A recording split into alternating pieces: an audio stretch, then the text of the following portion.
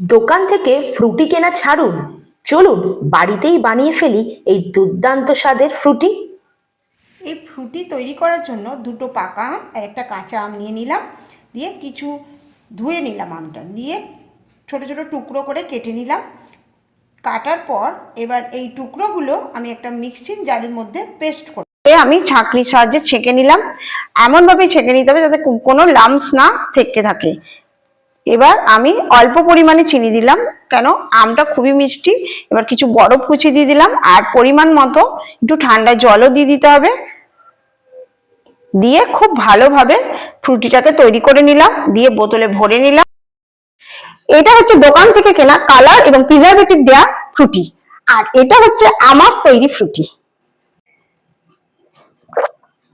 দুর্দান্ত। কমেন্ট করে জানাও দোকানের তৈরি ফ্রুটি কিনবে নাকি বাড়ির তৈরি ফ্রুটি একবার ট্রাই করবে।